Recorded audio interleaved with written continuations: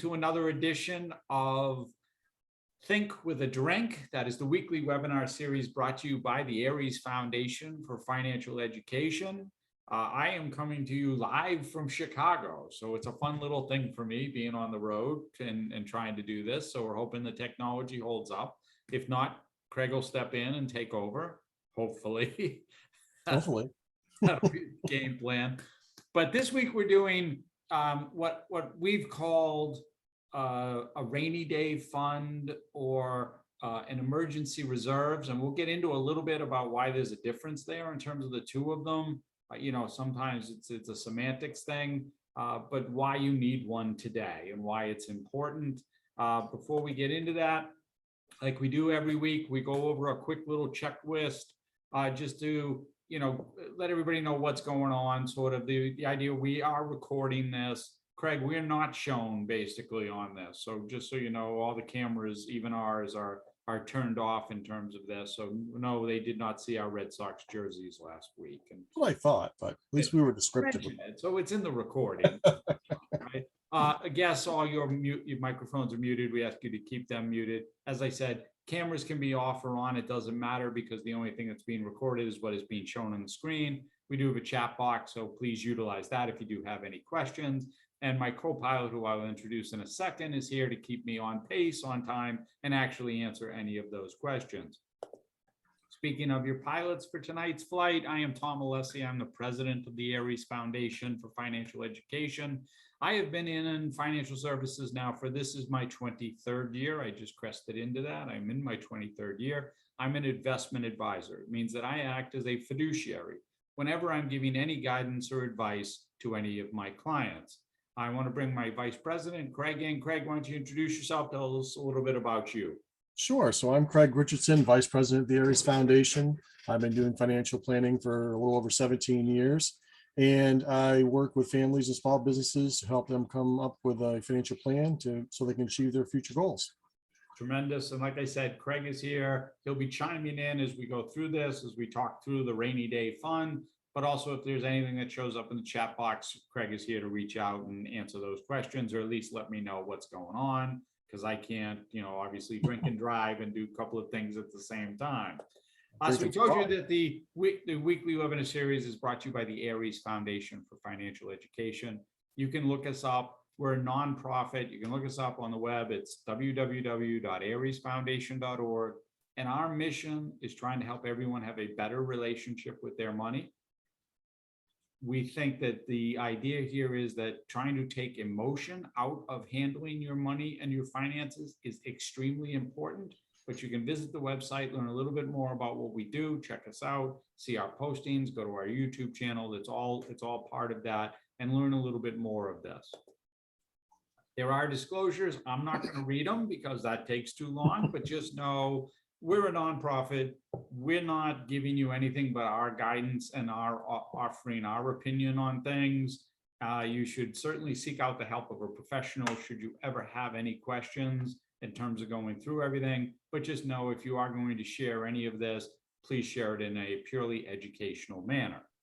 Which brings us to the fun part for this evening. Unfortunately, I didn't change this slide because I'm wishing I was drinking shipping up to Boston. Unfortunately for this evening, I am drinking something else. But we call this Think with a Drink mainly because we want to have this be a relaxed and very casual atmosphere. And we can't think of a better way to do that than if you have something cold to sip on and just enjoy why we're going through some of these topics and having the conversation. It does not have to be alcoholic. That's up to you. Craig and I just enjoy, well, Craig does every now and then, but I do every week, enjoy having a beer along with this. And for this evening's entertainment, I'm actually going to, I don't even know if I can show you that because it won't show up on the screen. Yeah, I can see it. I'm drinking a Michelob Ultra because that's what they had. They had them in the lobby. How about that? It was like it wasn't a vending machine, but it was damn close. The hotel literally had them in a refrigerator down in the lobby. I'm like, can I get a beer? She's like, oh, sure, no problem. So I've got an Ultra. In the fridge in your room. Well, just like you said, I'm drinking a Diet Coke tonight. See, there you go. So Craig is having something cold and refreshing to sip on. I decided to also, I came out of an all-day meeting and can really use this.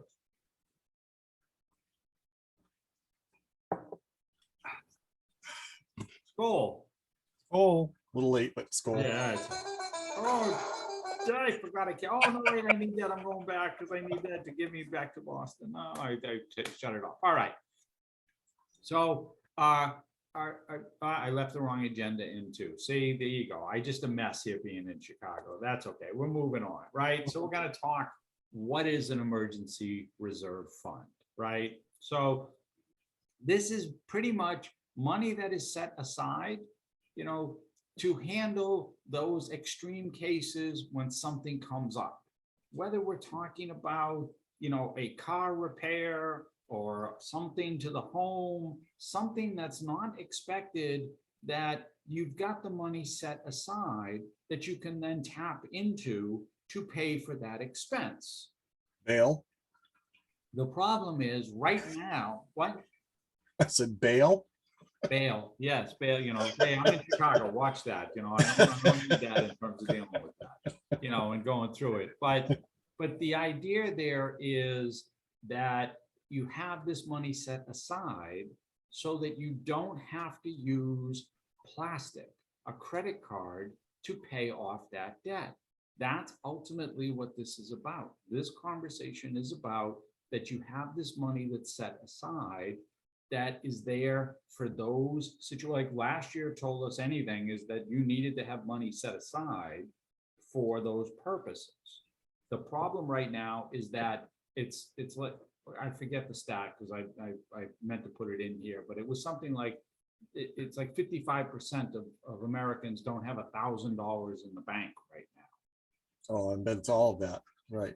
Yeah, and that it's just, that's the sort of conversation about being able to set aside money for these purposes. Now, we're not talking about setting aside money and then going out and, you see a sale go on and you want to buy a big screen TV. That is not an emergency. That's not why you're using these funds. These funds are there purely for emergency purposes. What if it's a Super Bowl and your TV died? Is that an emergency? That becomes an emergency. So now we're talking, now we're getting into more of the, the need based for that. But I'm sure probably in most homes, there's some other television there that you could actually watch the game on and not have it be that much of a extreme emergency. But yeah, if you only have one television, maybe it is an emergency. All right. So should you have one, right? The answer is obviously yes, because nobody knows what's going to happen. Last year, nobody predicted a pandemic. Even when they knew that COVID, coronavirus was happening, they still didn't even think it was going to cause a shutdown here in this country, even though it was causing it in another country. So you just never know. But you also never know if you're going to get into an accident, or that the washer or the dryer is going to go, or the water heater's go, whatever it is.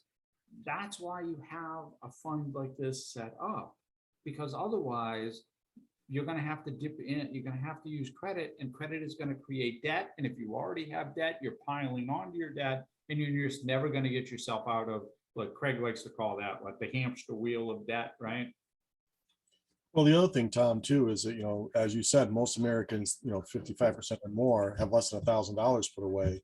And even more than that, are Americans living paycheck to paycheck. Right. So it's the stressor of, if some surprise comes up between paychecks, how do I pay my bills that month? Yeah. So it's the additional not having an escape plan or a parachute, as you will, to kind of handle those emergencies when they come up. That's a stressor all the time. Right, and that is a big stressor, and that's part of what we talked about, in dealing with financial stress and what that was like in terms of going through it, and one of those things that drives that. But I did want to bring up, that basically it's not just, hey, the water heater or an accident, though an accident can lead to medical, but that's what happened last year with the pandemic. You had people who got stricken with COVID, and that wound up being a medical expense. But other things happen that create a medical expense. I just heard that. Where did I hear that? Do you know what the number one cause of disability right now is? No. Muscular, it's back basically, but it's skeletal and muscular problems, but it's related to the back. The back is the number one cause of disability. And that's generally, you heard it, you threw it out, you did something to it, it may not necessarily have come from a car crash or some sort of an accident, but that's what's happened. And that's where, if you don't have the money available, how are you paying for those expenses? How are you making up for the expenses that you had, that you got to fill in to try to go through it? Yeah, according to your slide here, I thought it was jaundice. Jaundice, yes. People are Well, yellow. wouldn't it be the other way around, because the party is green? I mean, I think that would be jealousy, right? Or greed, right? That's usually envy. Envy is the color. Oh, envy. That is definitely a killer. As long as maybe it's gout. Yeah. Everybody who's envious that's what happens there. I don't know that would cause you any financial hardship, but yes, it could affect you. Either that or you turn into the Hulk, right? No, it's your puny human, right? Yeah. Turn And you have into- other issues. All right, so get right to the heart of, what should my goal for funding be, right? That this comes, that we sort of make a difference here between what I'll call a rainy day fund and an emergency reserve fund. A rainy day fund, and we'll do this in a second with what's there, that's almost like sometimes, it's certainly like, my parents did. They stuck money in an envelope, basically, and put it in a drawer, right? Because that was sort of the rainy day fund type of thing. Like, I'll get to it, so I'm finding envelopes all over the house with money stuffed into it because my mom would forget where she put the other one and just start a new one with some money type of thing. But emergency reserves, in our industry, Craig, it's usually like 3 to 6 months. That's usually what people say of expenses. That's the first goal. Yep. Right. Well, for us, coming out of COVID, for Craig and I, we really talk about 4 to 6 weeks of expenses. You should have at least a month, 1 to 2 months, 1 month, month and a half of actual expenses in a fund, so that if something happens, God bless, Delta, the variant grows, or we have another shutdown, or whatever happens to the business that you might be working in, that you lose your job, you at least have that amount of time covered, right?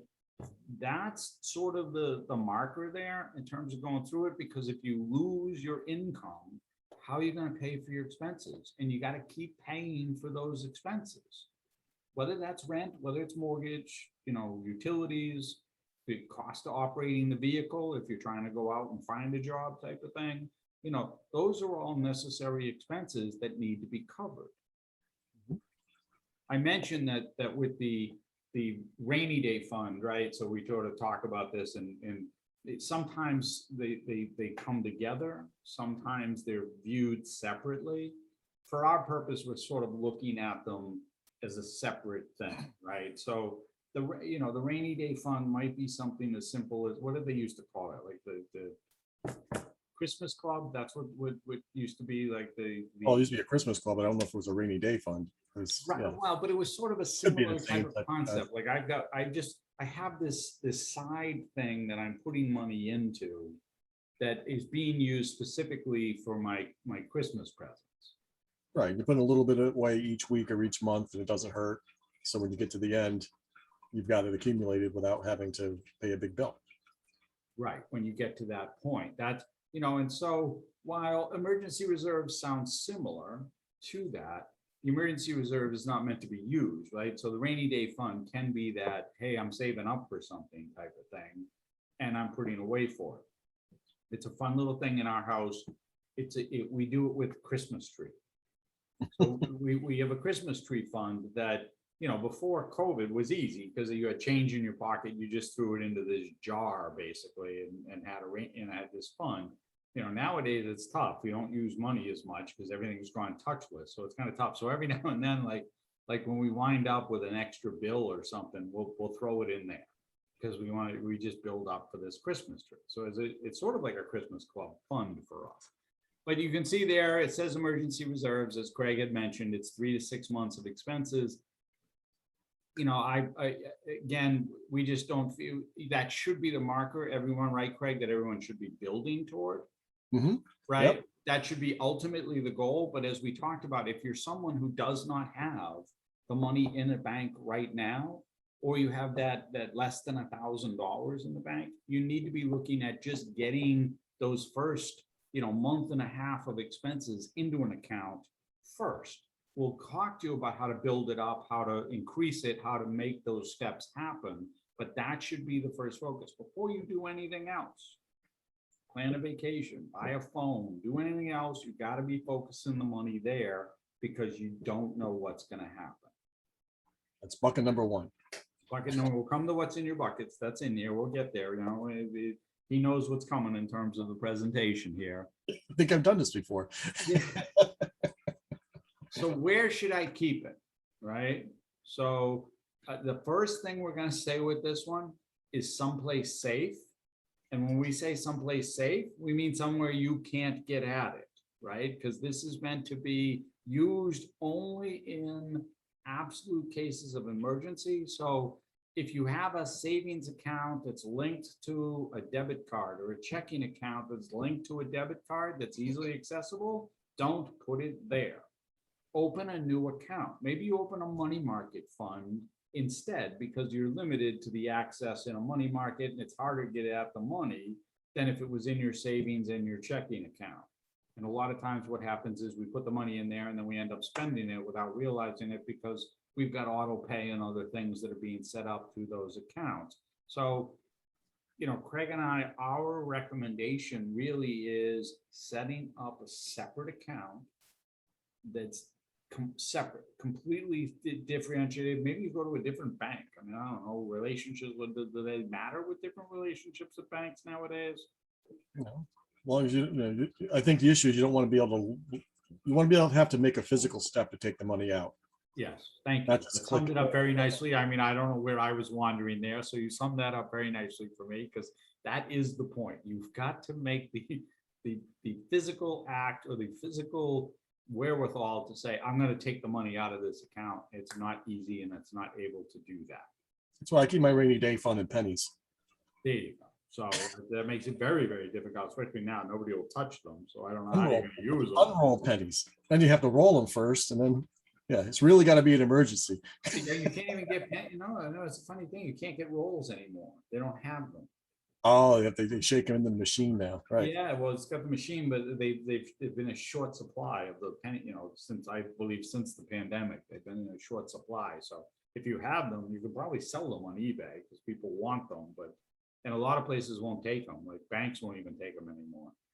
Wow. So pennies isn't as big a deterrent as it used to be. Is that what you're saying? Oh yeah, no. You might want to bury it in the backyard and then just remember where you put it. Maybe dig it up in 20 years and see if you still got it. In terms of, Well, if you don't remember, then it's really emergency. You got to dig the whole backyard up to find it.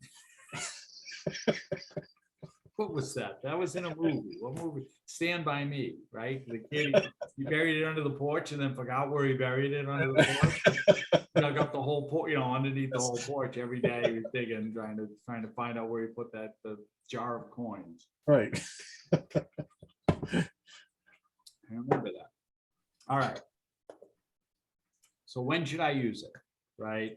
So really, as far as when should I use it, there's really 3 questions to this when you go through it. Right. With the reason for, this, in this case, we're using the extreme, break glass in terms of reaching for it. But is the emergency, is it unexpected? Is it necessary? And is it urgent?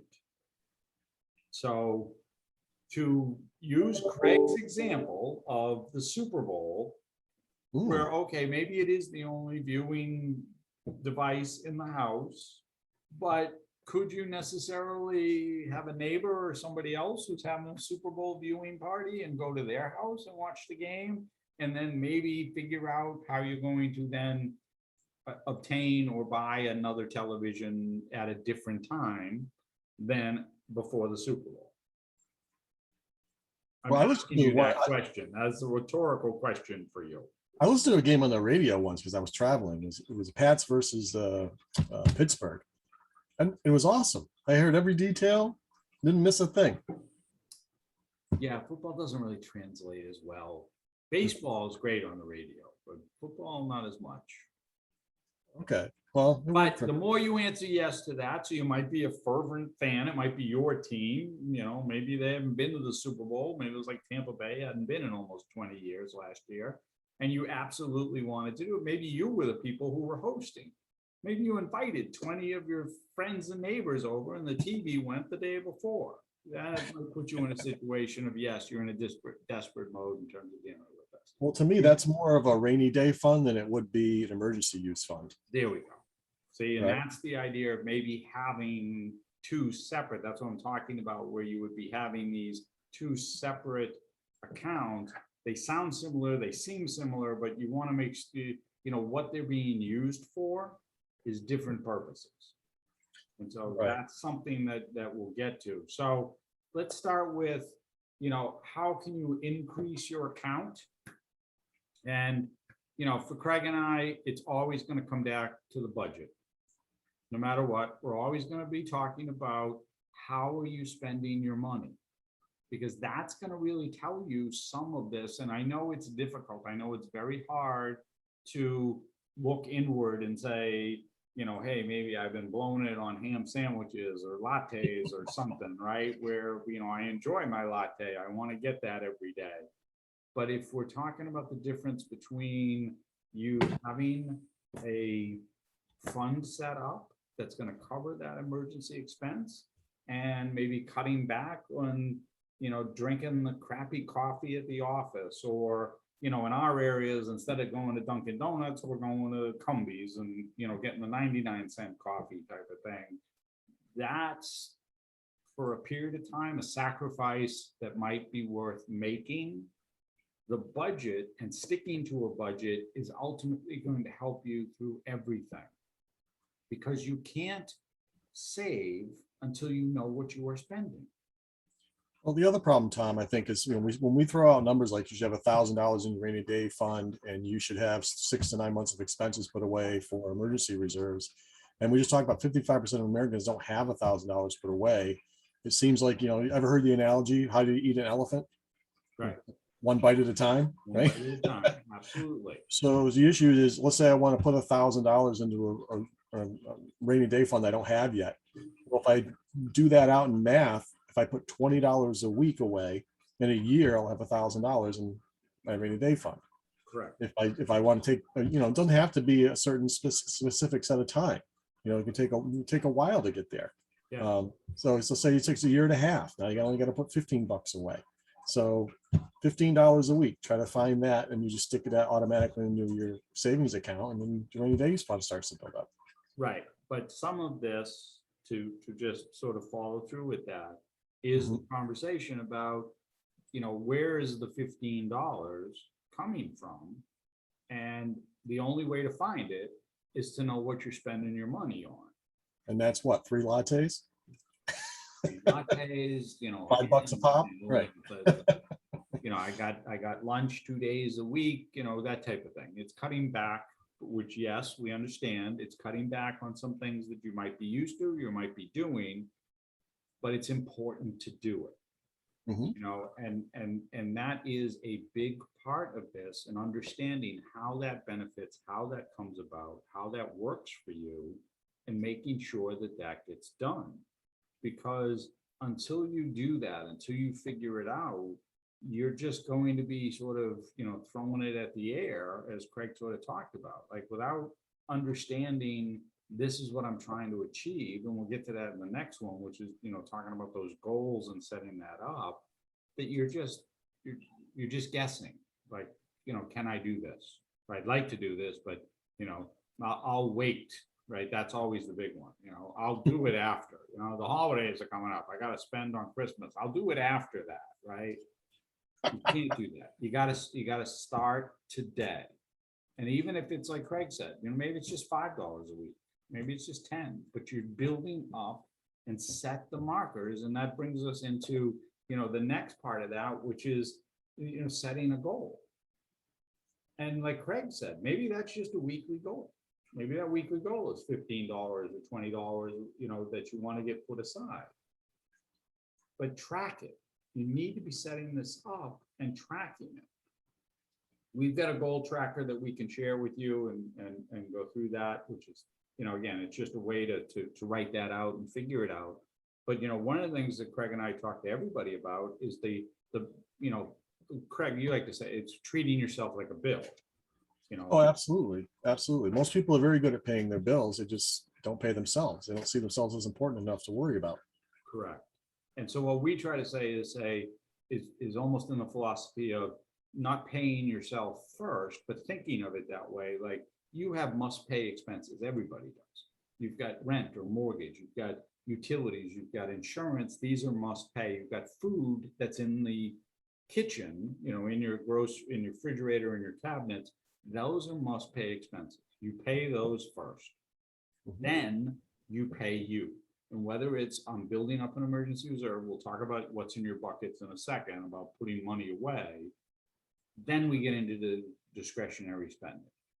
But if you can set yourself up that way and think of it as the must pay first, then me, then I can have fun and do all the discretionary, lattes and anything else I want with the money that's there, you're going to be in a much better place. Yeah, and this isn't just for people who are, living paycheck to paycheck per se. I've got some people who they, especially younger people who maybe don't have a mortgage or don't have kids yet. They have plenty of disposable income. They're just not tracking any of it. So then when they want to do something, there's nothing there because they're spending it as fast as they're making it. Right. And not tracking it. So, right. So you don't have to be like on the edge of poverty to be having this situation. Most people don't, if they have a steady flow of income coming in, don't necessarily worry about it. Right. Until they have to worry about it. So you have to worry about it. Yeah, that's right. Ultimately the case. So, ways to save 1,000 in under 3 months, right? Like we just talked about. Eat at home instead of dining out. Make lunch, don't buy it out, right? Very tough to ditch a streaming service during the pandemic. I'm sorry, that's a tough one right there. But, looking at the entertainment expenses that are going on, same thing with cutting out alcohol. God bless, this is Think with a Drink. How can we, it's an essential service. Yeah. Liquor stores had to stay open. I mean, like that, you get the idea there. Like we talked about, maybe we should have crossed that out and put lattes in instead in terms of going through that. What about seltzer seltzer alcohol with that kind of cutting? Yeah, that's still, alcoholic water. It does say that, and then, pre-plan your meals and shopping lists. That's just instead of, we always talk about, going with specific items that you're going to buy and only buying those items and not buying anything else and letting your cart just fill up because you were hungry or thought about something and just started throwing it in because you're spending extra money then. Oh yeah. How many people you buy stuff and it goes bad before you get a chance to eat it because it sounds like a good idea, right? So more ways to build up an emergency or rainy day fund in terms of it. So, one of the first things is use direct deposit, right? Because direct deposit is great because the money's not in your hands now. Even though debit cards allow you to get at it, you still physically got to make that motion. You still got to get to an ATM or get to someplace and swipe the card. So as Craig likes to say in Amazon, it's just one click and next thing you know, it's there in your house. It's like voodoo. I don't know. So the other is transferring money from, if you happen to have money in the bank, that you transfer it from your checking or your savings to an emergency reserve fund, or set up another account and transfer it that way so that you are reallocating what's sitting in the bank to different places. It's not all in one account, because in one account it can be used for other purposes, which you may not necessarily mean to have for those emergency reserves or a rainy day fund. And a lot of banks allow you to do that automatically too if you link your accounts. Right? Correct. Right. You can set up a schedule, so it's almost like direct deposit, only one additional step. Yeah, and that way it's just done, and you don't have to think about it. Set it and forget it. We always believe in that. And then, like you talked about, like where joking with our Christmas tree fund, but that's what it is. Literally a jar on the counter that is set up for the Christmas tree fund, because that way we determine what size Christmas tree we can get by what's in that jar. And so we have fun with that. And we've been doing it for years with the kids, and they've sort of gotten into it now with throwing some money in there. and doing that type of thing. But it's another way to do it where you just got to make sure that if you're funding that rainy day fund with it, that it doesn't get touched or used for anything else. Sorry, your jar is empty. Yeah, that one is, yeah. The Christmas tree is not, because it's October now. God, we're getting close. Oh, So we're starting to get worried about it. You're gonna buy a really tiny tree. Yeah. Charlie Brown tree. Charlie Brown, yes. So here we are at the what's in your buckets, and we do this a lot. It's a, it's a big part of our philosophy and how we look at things. But ultimately, when the money is coming in, savings wise, it should be diverted into three. Our visual here is buckets. That's what we use for that. You can think pools, bags, silos, whatever you want, but we use buckets with it. But it should be diverted into three separate savings buckets. The first one is that emergency reserves, right? That bucket, as we talked about, needs to get filled, and needs to get filled fast, and needs to get filled first. Nothing else really. You should be having some savings, and we'll talk about bucket 2 and 3, but the bulk of the money that's coming in, if you do not have money in the bank right now, it needs to go into the bank account. Because if you don't have it in the bank account, that's what's going to create, I got to use plastic, I'm taking on debt, and debt is going to take away from my ability to do any of this other stuff. Mhm. Bucket number 2 is more of midterm. So you're thinking, whether that's, hey, I want to take a vacation this year. I'm going to have a vacation fund. I want to buy something. I'm going to save up. These are for purchases that can go anywhere from, say, 12 to 84 months type of thing, 1 to 7 years essentially. Down payment on a house, or Exactly. Yeah. going back to school, that kind of stuff. Right. Right. Mhm. Those things, I'm putting money away for a specific thing that's more, we'll call it midterm in terms of the life cycle. It's meant to be there. I'm going to use it. I want to, I know the car is going to crap out in a couple of years. I'm going to have to put a down payment and get a house, get a new car, that type of thing. And then bucket number 3 is the longer term. And that is usually for most people, retirement funding, though if you have young children, this could also be education funding, right? Mhm. So I can be doing that. Depending on your age, while it's important to do retirement planning, retirement funding, but you don't have to be, pulling 9, 10% into that bucket number 3 if bucket number 1 doesn't have anything in it. The idea is to fill bucket number 1 and then transfer the concept of filling the other buckets with the money that you use to fill bucket number 1. You're still putting money in 2 and 3, though. That's important part of the lesson. Whether it's 1% or 2%, whatever it is, still needs to go into buckets 2 and 3, because you've got to be putting money in, because you're never going to be able to get back time. Time is the most important thing. Any comments on that, Craig, before I finish up here? So you're right, because it helps you build interest. You just 20 and 30-year-olds that don't think about retirement, they don't start thinking about something in their 40s and they've lost 15 years of accumulation, right? And at least if you're putting 1 or 2% away, you're building up those funds.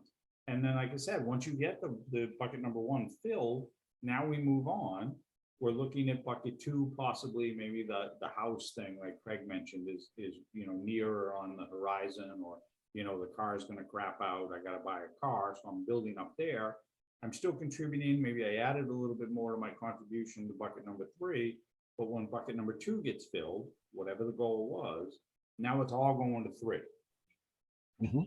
Until the emergency happens, and then I got to start all over again, and I keep doing the same thing. But I'm building it up. I'm not putting myself in debt. I'm not getting behind on this. I'm focusing on where that money needs to go. Absolutely. And the only way you can do that is with a plan. Because anything else, honestly, is just hope, right?